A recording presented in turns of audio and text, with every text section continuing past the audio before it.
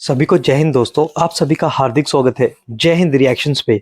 आशा करता हूँ कि आप सभी लोग बहुत अच्छे होंगे। तो आज की इंटरेस्टिंग और एक बहुत ही मजेदार वीडियो में आप देखेंगे पत्रकार आरजू काजमी को, जिनके स्पेशल गेस्ट होंगे भारत के जबरदस्त जियोपॉलिटिकल एक्सपर्ट सुमित जैन साहब, जो कि बात करेंगे भारत और पाकिस्तान के रिश्तों पे और खासकर प्रधानमंत्री मोदी के अमेरिका दौरे पे। तो ये वीडियो काफी लाजवाब होगी, आपको बहुत कुछ जानने को मिलेगा और मजा आएगा। तो इसे अंत तक देखें और चैनल पे नए हैं तो चैनल को सब्सक्राइब कर दें, ताकि हम आपके से लेटेस्ट नॉलेजेबल और मजेदार वीडियोस लाते रहें। तो चलिए पहले ये वीडियो देखते हैं और अंत में इसके बारे में बात करेंगे। जय हिंद, जय भारत। पहुंचा दिया मैंने जल्दी में उनको। तो फिर क्या देख रहे हैं आप उस विजिट को कि कितना इंपॉर्टेंट है और क्या बात करने गए मोदी जी? कुछ मांगने गए होंगे। हाँ, क्योंकि क्या होता है कि भिखारी को लगता है सारी भिखारी है, ऐसा नहीं है। पहली बात तो है कि अमेरिका वो पहुंच रहे हैं अपना पेट पूरा साफ सूफ करके, हल्का करके अपने आप को पाकिस्तान के ऊपर से निकल कर वो गए हैं। और ऊपर से गए होंगे तो नीचे देखा होगा कि मैंने क्या कुछ लेना है, क्या हम पे कुछ और करना है, तो वो सारी बातें करेंगे। मैं पाकिस्तान दिखाया हूँ, ऊपर से निकल आया हूँ, पेट हल्का कर आया हूँ, अब जो है उसकी थोड़ी सी सफाई करनी है, उसमें थोड़ी सी मेरी मदद कर दीजिए। मुझे लगता है ऐसे ही काम करने जाएंगे, क्योंकि लास्ट टाइम भी जब मीटिंग हुई थी तब ट्रंप से ही हुई थी, जब 370 हमने खत्म किया था। इस बार भी मुझे पूरी कहीं उम्मीद भी है। जाते गंद करते हुए जाते मोदी जी, कोई अच्छी बात भी करते हैं? ना ना ना ना ना, सिर्फ पाकिस्तान के ऊपर से जो जाते हैं तभी हम ऐसे करते हैं। वैसे तो सफाई सफाई साफ काम ही करते हैं, लेकिन क्या करें, कंट्री ऐसी हो जैसे कंट्री वैसे ही हरकतें करनी चाहिए। बट इस बार we are expecting something big to happen with Trump and Modi ji. Trump भी जो है वो चाहते हैं कि कुछ अब उनका सामान भारत में एक्सपोर्ट किया जाए। उनको भी है कि उनके जो महंगी कारें हैं, महंगे मोटरसाइकिल्स हैं, एनर्जी की जो डील्स हैं वो भारत के साथ की जाए। रशिया से हम ऑलरेडी खरीद रहे हैं, बट अमेरिका भी बेचना चाहता है। प्लस दे ऑल्सो वांट कि उनके हथियार भारत खरीदे, और उसके बदले में भारत से जो सामान खरीद रहे हैं वो खरीदी जाएंगे। और प्लस जो कुछ मुद्दे हैं हमारे लेफ्ट एंड राइट में, उनको थोड़ा सा सीधा करना है। तो ये सारी चीज़ें हैं। और उसके जो मैं क्यों बोल रहा हूँ कि ये सारी बातें होगी, उसका रीज़न है, कोई सेंसेशन की बात नहीं है।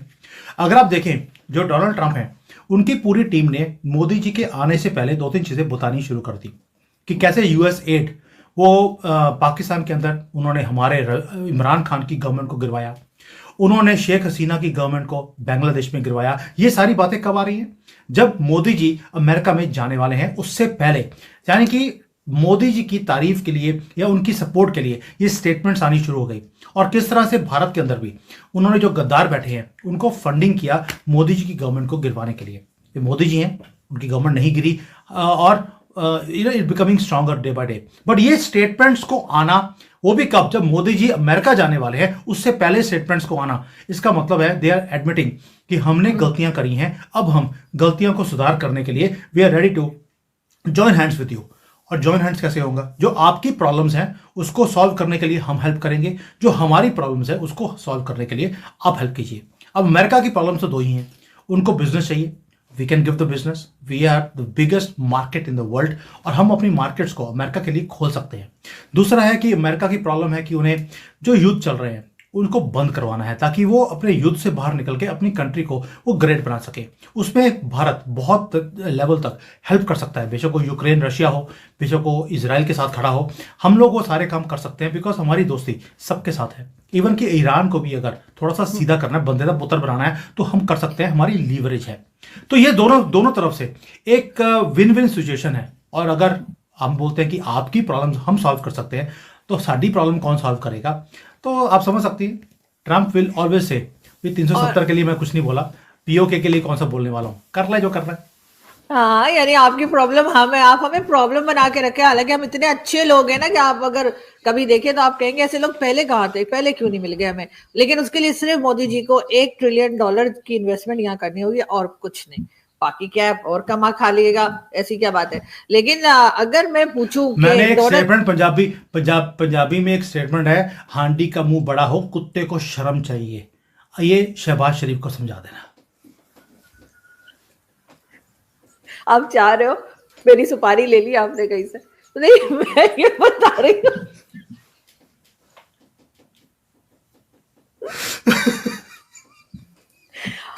हमारे ये भी, जिसने की शर्म उसके फूटे करम, जिसने की बेहयाई उसने खाई दूध मलाई।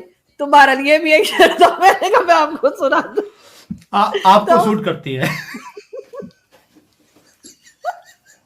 अब इतना लोग नीचे बुरा भला लिखना शुरू करेंगे। मुझे ये बताइए कि वो डोनाल्ड ट्रम्प जो है वो मतलब वो चौधरी बने हुए, उन्होंने जो है वो कनाडा को भी ललकारा हुआ है, कनाडा को भी जो है वो डरा धमका रहे हैं, और कैनेडियन प्राइम मिनिस्टर से भी कह रहे हैं कि ये तो हमारी अपनी स्टेट है, और ये कनाडा और अमेरिका का जो टसल चल रहा है, मुझे हिंदुस्तान पाकिस्तान जैसे लग रहे हैं आपस में। ये हुआ क्या है? देखिए, पहली बात यह है कि कोई भी कंट्री अगर दूसरे को एक हॉस्टेज बना के रखेगी, उसको एडवांटेज लेगी, तो गुस्सा तो आएगा। जैसे आपने हमें हॉस्टेज बना के रखा, अब हमने आपको हॉस्टेज बना के रखा हुआ है, तो ऐसे चलता है। ये पिंग पोंग की गेम है जियो पॉलिटिक्स में। जब तक एक को एग्जिस्टेंस की बात नहीं होगी कि आप भी तरक्की कीजिए, हम भी तरक्की करते हैं। मोदी जी ने तो आपके प्रधानमंत्री को बोला भी था एक बार कि लड़ाई कर रही है, आइए गरीबी के अगेंस्ट हम लड़ाई करते हैं। आप भी अपने कंट्री में जो गरीब हैं उनके लिए आप काम कीजिए, हम अपने कंट्री में करते हैं, इनको एलिवेट करते हैं। क्या ये लड़ाइयों में पड़ा है? लेकिन आपको ये बात समझ आती नहीं है, इसलिए टॉयलेट ऑफ द वर्ल्ड बोला जाता है। अब कनाडा और अमेरिका में भी यही हालत है। कनाडा ने हमेशा ही अमेरिका को एक हॉस्टेज बना के रखा, उनके ऊपर एडवांटेज लिया, वहां पर सस्ता माल बनाकर भेजते रहे, और अमेरिका ने कुछ नहीं किया उसको रिटेलिएट करने के लिए। अब ट्रंप ने आके बोल दिया कि जितना तुम टैरिफ लगाते हो उतना हम भी लगाएंगे। अगर आपको इतना ही शौक है कि सब्सिडी चाहिए, जैसे आपके कहते हैं कि यार सस्ते टमाटर आलू वो सारे भारत से मंगवा लो, तो अगर आपको यही सामान करना है, हमारी कंट्री बन जाओ ना। ये क्यों ऐसे बीच में बॉर्डर रखा हुआ है? आपको हर चीज तो हमारे से सपोर्ट चाहिए, हर चीज मेरी तरफ से डन है, मेरी तरफ से डन है। आप झेल पाएंगे हमारे लोगों को, ये बता दे। क्यों हाँ, तो हम उसमें फिर झेल प्लान पा बी रहे? भी उसमें भी प्लान बी भी ट्रंप ने बता दिया है कि अगर कोई ऐसा काम होता है, अगर we own a place, then उसकी सफाई भी करनी जरूरी है। उनको पहले डिस्प्लेस करके कहीं और भेजा जाए, उस सारी चीज को सफाई किया जाए, क्योंकि आपके यहाँ तो टनल्स और बॉम्ब और पाव के आपको पता ही है कि आपकी गली गली में बनते हैं, तो सबको पहले सफाई किया जाएगा, रिमूव किया जाएगा। कईयों को भेज दिया जाएगा ईरान में, कईयों को तुर्की में, बाकी शिंजियांग तो पड़ा ही है, बहुत बड़ा एरिया है, 45% ऑफ चाइना है, पूरा खाली पड़ा है, तो पूरा का पूरा आपको सौंप दिया जाएगा। आप वहां जाइए, वहां पर जाकर आप अपने नए नए घर मिलेंगे आपको, वहां रहिए। बीच में हम पीछे से पूरी सफाई करवाने के बाद फिर देखेंगे 30-40 साल के बाद कि आपको वापस बुलाना है या आप आना भी चाहती हैं या नहीं आनी चाहती है। 30-40 साल लग जाते हैं, हो जाएगा। प्लान भी तैयार है। 40 साल में सर मैं तो पक्का टपक चुकी होगी, बाकियों का नहीं पता मुझे। इसीलिए टाइमलाइन वही दी आपको।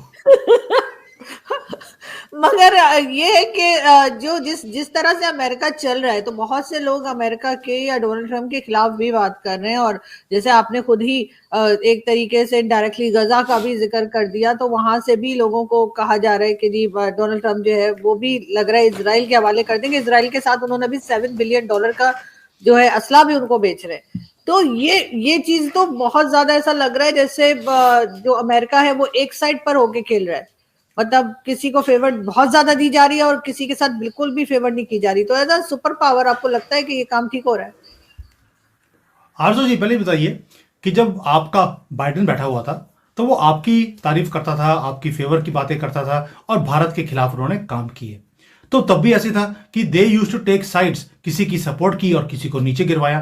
कभी उन्होंने यूक्रेन की साइड बोला कि हम आपके साथ खड़े हैं, ट्रंप के पुतिन के अगेंस्ट काम करते रहे।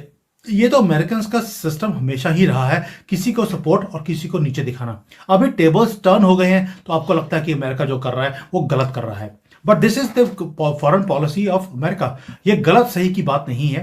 व्हाट ट्रंप इज डूइंग आज आपको हो सकता है कि अच्छा ना लगे, क्योंकि आपके जो गाजा की पट्टी है, जहां पर इतने महान हमास के लोग रहते हैं, उनको उठाकर जब बाहर फेंकने की वो बात बोल रहे हैं। और आज उनकी जो लेटेस्ट स्टेटमेंट है वो ये है कि इस शनिवार 12 बजे तक अगर सारे हॉस्टेजेस को जो इजराइल के हैं उनको नहीं छोड़ा गया, तो उसके बाद तो hell will be it will be coming on Gaza. तो ये चीजें सुनने के बाद आपको हो सकता है बुरा लगे, क्योंकि आप बैठी पाकिस्तान में, आपकी मजबूरी हो सकती है कि आपको इन जानवरों को भी सपोर्ट करना पड़े, but this is how it is. आपको एक सुपर पावर है, सुपर पावर आज पहली बार बहुत देर के बाद मैं सुपर पावर को सुपर पावर की लैंग्वेज यूज करते हुए देख रहा हूं, and this is something which is good and great for the whole world. क्यों? ये जितने प्रॉब्लम्स हैं जो डीप स्टेट की तरफ से क्रिएट की जाती हैं, सीआईए की तरफ से कोवर्ट ऑपरेशंस किए जाते हैं, इन टेररिस्ट को सपोर्ट किया जाता है, और उसके बाद मीडिया उस चीज़ों को स्पिन करता है, दिखाते हैं कि देखिए कितने मासूम लोग हैं, उन्होंने इजराइल के बच्चों को लेकर उनको दूध पिला रहे हैं, उनको खिला रहे हैं।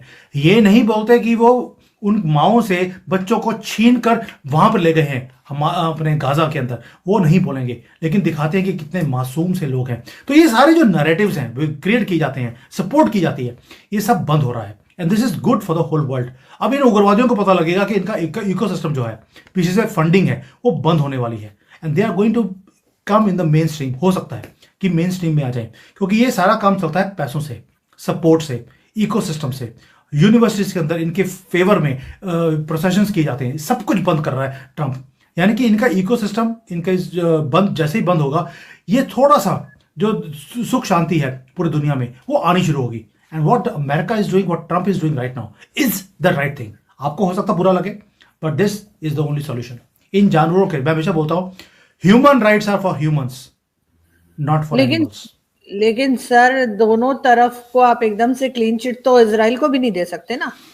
इजराइल ने भी तो कितनी किलिंग्स की हैं, इजराइल ने भी तो कितने 17,000 बच्चे मार दिए। मैं ये नहीं कह रही, मैं साथ नहीं दे रही हूँ हमास का किसी का, एक बात कह रही हूँ कि किलिंग्स तो उन्होंने भी की हैं, 17,000 बच्चे मार दिए हैं। देखिए, जब युद्ध होता है, युद्ध में जो पहल करता है, कॉन्सिक्वेंसेस उसी को फेस करने पड़ते हैं। लड़ाई हमास ने शुरू करी, अगर आज उसका रिटेलिएटरी एक जवाब दिया गया है, वो भी इसलिए क्योंकि आप हॉस्टेजेस नहीं छोड़ रहे, तो दूसरी तरफ ने जब अपने आप को डिफेंड करने के लिए और अपने लोगों को बचाने के लिए या वहां से वापस निकलवाने के लिए अगर रिटेलिएट किया है, तो आपको दुख क्यों हो रहा है?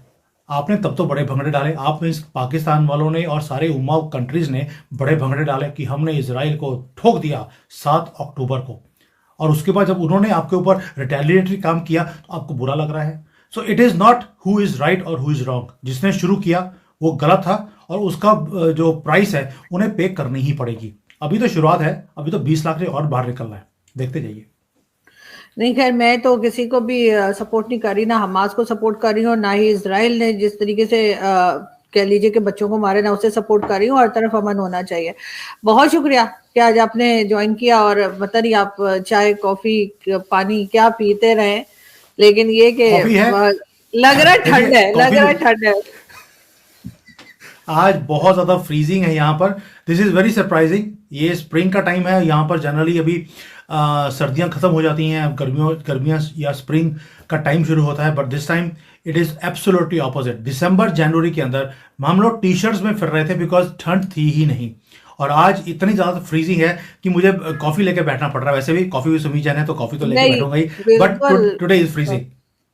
ऐसा ही मैं भी कहने वाली थी कि जाहिर है कि आपका कॉफी में सुबह जाना है तो कॉफी तो लेके बैठना ही होता है। थैंक यू सो मच कि आपने आज ज्वाइन किया। Thank you, thank you, thank you.